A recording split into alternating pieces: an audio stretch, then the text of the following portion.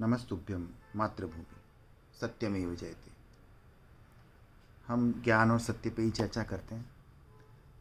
ज्ञान, इन्फॉर्मेशंस, हमारा मस्तिष्क आज्ञा सूचक नहीं है। हमारा मस्तिष्क होता है इन्फॉर्मेशन यानी जानकारियाँ जुटाता है, वो आज्ञा नहीं मानता, क्योंकि प्रकृति ने हमें अपनी आज्ञा से मुक्त किया है। जैसे 84 लाख जीवों में सब प्रकृति के नेचर साइकिल में बंधे होते हैं, उनके नियम कानून होते हैं, लेकिन प्रकृति ने मनुष्य को अपनी आज्ञा से छोड़ दिया है, क्योंकि मनुष्य अंतिम जन्म है परमात्मा में विलय करने के लिए।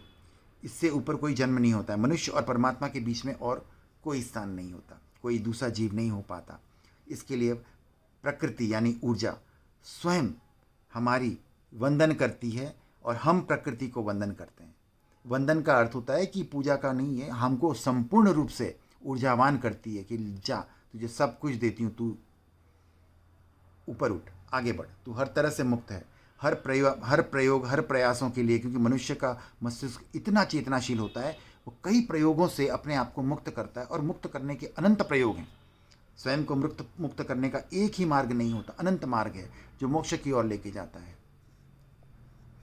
एक ही गंतव्य यानी लक्ष्य पर जाने के लिए मार्ग भिन्न हो सकते हैं, परंतु लक्ष्य एक ही होना चाहिए, और वो लक्ष्य ज्ञान, धर्म और विवेक से मिलता है।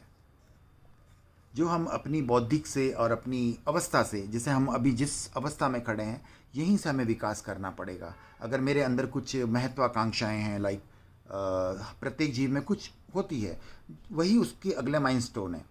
जैसे अगर कोई फिल्म स्टार बनना है, तो मुझे वहाँ तक पहुँचना पड़ेगा, क्योंकि मेरे अगला मार्ग वहाँ से दिखाई देगा, क्योंकि ये मेरे कर्मों में बंध चुका है, मेरी इच्छाओं में जुड़ चुका है। प्रकृति ने मुझे आशीर्वाद दे दिया है, तो हमें इससे भी बाहर निकलना होता है। You have to complete your everything, every desire. जो हमारे भौतिक डिज़ायर्स होते हैं, जिसे हमें समाप्त किए बिना शरीर से मुक्ति नहीं मिलती, और हमें नए डिज़ायर्स नहीं पालने हैं। नए डिज़ायर, मेरा मतलब है कि नए डिज़ायर्स हमारी भौतिकवाद में नहीं पालने हैं। आध्यात्मिक में डिज़ायर की आवश्यकता नहीं होती है, हम बढ़ ही रहे होते हैं। जब तक हमें पहली कक्षा का ज्ञान नहीं होगा, हम दूसरे में नहीं जा सकते, दूसरे का नहीं होगा तो तीसरे चौथे में नहीं जा सकते। ये क्रम है। ये हमारे कोई उपलब्धियां नहीं कर सकते कि हम जैसे भाई ये भागवत तो मोक्ष का ज्ञान देता है, तो बच्चे को सीधा भागवत ही पढ़ा दिया जाए, तो ऐसा नहीं होता है। आपको क्रम से सब कुछ जानना होता है।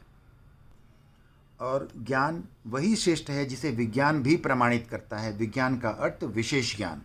दुनिया के जितने भी साइंस और विज्ञान हैं, ये उन शास्त्रों को प्रमाणित करते हैं और आगे भी करते चले जाएंगे। तो हमें वैज्ञानिक बुद्धि और चिंतन से हमें आगे बढ़ना है, हमें अंधविश्वासों से आगे नहीं बढ़ना है। इस पर हमें हमेशा जागरूकता रखनी है। हमारे अंदर कोई भी विचार आते हैं, हम सत्संग करते हैं, हम आपस में चिंतन मनन करते हैं, ताकि हमें कहीं से कुछ मिल सकता है, संभावना है। ऐसा नहीं कि हम अभिमान में रहें और किसी की ना सुने, तो हमें ज्ञान प्राप्त नहीं हो सकता। और ज्ञानी जनों के साथ शास्त्रार्थ किया जाता है। शास्त्रार्थ का अर्थ होता है कि शास्त्रों पे लिखे हुए शब्दों पे नहीं, उनके अर्थ और मर्म पे। आप शास्त्रार्थ में कोई शास्त्रों के वचन नहीं दिए जाते हैं, आप अपने अनुभव, अपने ज्ञान के आधार पे आपके सत्य का कितना सत्य आपको ज्ञात है, किस वस्तु पे क्या आपकी ज्ञान है, आप उस पर शास्त्रार्थ करते हैं।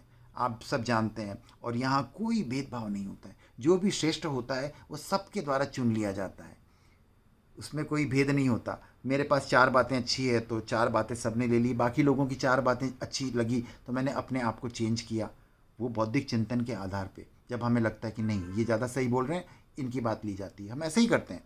लेकिन वर्तमान में अभिमान के कारण, एक कदाग्रह के कारण, सत्य के अभाव में लोगों के पास जो भी पड़ा है, जिसे वो धर्म कहते हैं, जबकि धर्म नहीं है, जिसे वो समझ बैठते हैं मूर्ख, जिसे शरीर को मैं समझ लूँ तो मूर्खता है, तो जिसे वो धर्म समझ बैठते हैं, उसके लिए वो युद्ध करते हैं।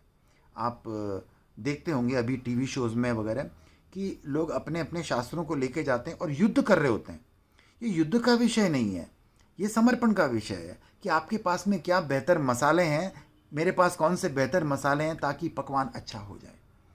यहाँ पर ये नहीं कि मैं ही श्रेष्ठ हूँ, जो श्रेष्ठ है वो मेरा है, ये चिंतन होना चाहिए। प्रकृति में जो भी श्रेष्ठ है वो मेरा है, मैं श्रेष्ठ हूँ जरूरी नहीं है, हो नहीं सकता। मुझे श्रेष्ठता की ओर कदम बढ़ाना है। यही हमारा प्रथम अंतिम और मध्यम शिक्षा का मेन ये पहला स्तंभ है, पहले पहिए। इसके बिना विकसित होना संभव ही नहीं है, किसी तरह की बात करना संभव नहीं है।